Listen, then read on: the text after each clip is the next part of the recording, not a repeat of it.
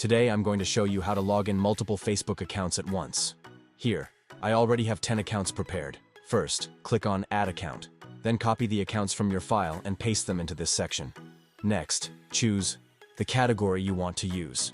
The account format here is UID, password, 2FA, email, recovery email, cookie. Since the software supports login via cookie, I'll use the cookie method to log in quickly. After pasting the information, click Add, then select the accounts you just added and click Login. The system will automatically retrieve all account information, such as avatar and the number of pages managed by each account. You can also log into your personal Facebook account using the UID and password format. I'll demonstrate that for you now. Simply convert your Facebook profile link to UID, enter the password, paste it into the system, and log in as usual. That's it. Very simple and efficient for managing multiple accounts at once.